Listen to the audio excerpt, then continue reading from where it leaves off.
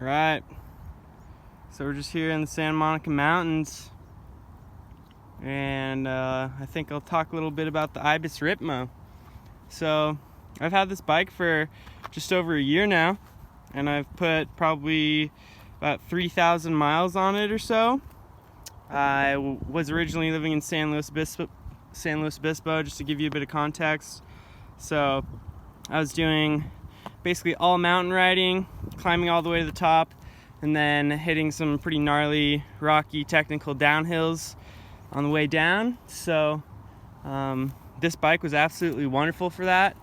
Currently I'm here in Thousand Oaks area, so the trails are a bit more cross-country-esque, much more ups and downs. So instead of one big climb and one big descent, it's a lot of climbs and a lot of descending. So I think let's just start with the climbing. So this bike has the DW link, and so far it's been performing very, very well. I bought this bike with the X2, so I've actually I've ridden it once with the DPX2, but the X2 so far has performed incredibly well. And for reference, I'm only about 140 pounds, and this is a medium frame, so I find climbing on it very efficient, and for a 145 millimeter bike, it does the trick incredibly well. So I almost never use the lockout lever on the X2. I find that the only time I really ever need to use it is if I'm maybe going on a super long fire road climb or super long road miles. Even when I'm on the road, it's really not too bad to keep it all the way open. But I will say that the DW link gets pretty fucking torn up in the rocky terrain. So as you can see here, I've put a bunch of tape all around the back of my rear triangle, all the way up. There's some right there, and as you can see, the back of the main triangle is pretty torn up, and if you don't have substantial protection in there, then your frame just kind of gets fucked up, especially if you are riding in really rocky terrain. So I'd definitely recommend putting some substantial protection right there, and you can see it a bit, some right there. All around here I have some on the inside of the chain stays, as well as the seat stays actually. So a lot of rocks catch on and fuck up the frame, so just be wary of that. And if you do a little bit of preliminary preparation, then it shouldn't really be too much of a problem. But climbing on this bike is a dream. I've probably had a couple days where I've climbed about 8,000 or 9,000 feet or so and like 55 miles on this bike, and it's been fantastic. I got it with the XT drivetrain, and that has just been flawless. I mean, other than the derailleur cable can get a little finicky sometimes, that intersection right there, it's a little sharp, so it comes in and it forms a bit of a steep angle. So sometimes right here can get frayed away, and that also has to do with a bit of the tension, but that's just Shimano derailleurs as of right now. I'm not too sure about their new models, but the 30-tooth chainring with the, I think, 1146 cassette has been fantastic. Comes with the XT brakes, the old 2-piston brakes, and I actually got it with a NV carbon bar with the stock Thompson stem. So I've really been enjoying it, and I find it really nimble, especially on some more cross-country type trails.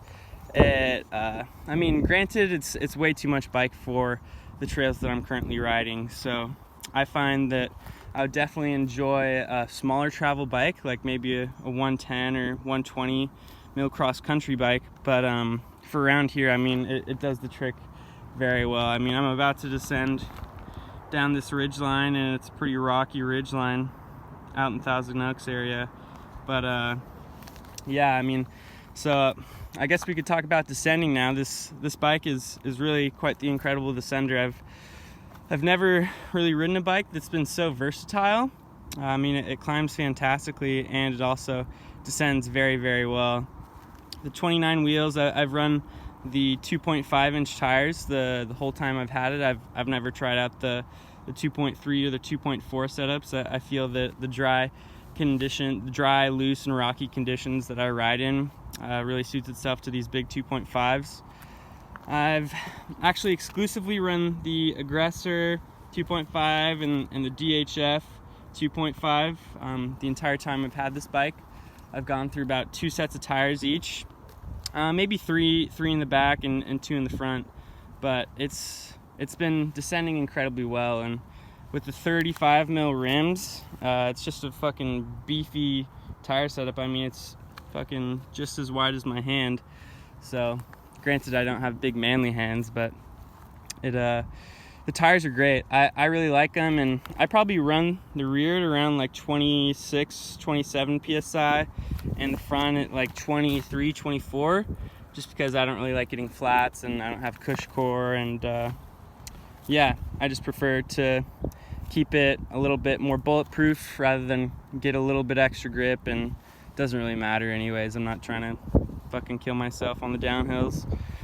But the Fox 36 has been fantastic. I really can't complain whatsoever. It's the best fork I've ever used. It takes a little bit to kind of wrap your head around how to set up the suspension. Same with the X2. I mean, let's see, so it's high and low speed rebound and high and low speed compression on both the shock and the fork. In addition to air pressure and volume spacers, that's 10 different adjustments to do on your suspension. So it definitely takes some getting used to. I have the low speed compression on the shock and the fork almost all the way open. High speed compression still fairly open. Like I said, I'm only 140 pounds, but I'm a fairly aggressive rider and like to pop around, so my suspension's set up pretty soft, but the DW link keeps it high in its travel and really doesn't bob at all. So let's see, cornering is fantastic. In San Luis Obispo, the trails are a little bit flatter. I mean, they're still steep and you get a lot of speed, but they're not like Santa Cruz or Humboldt or the Pacific Northwest. So this bike handles fantastically in the flatter trails that are a little bit more wide open, and they are a little bit faster. So it handles the high speed corners very well.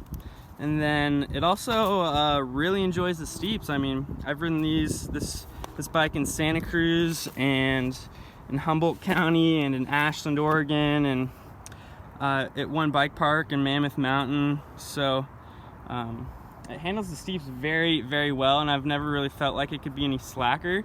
Granted, the 29er wheels are a bit tight in some really tight switchbacks, but if you're able to throw your weight around on the bike, then it helps a lot. So other than that, I don't know what else to say about this bike. It's a fantastic all-arounder, and if you live in an area with highly technical trails with long descents and you want a bit bigger of a bike, then I would highly recommend this bike. I mean, so far I've had it for a year, and I usually sell all my bikes after about a year and a half of owning them, a year and a half to 2 years, just so I can upgrade and get the biggest the latest model before it depreciates too much.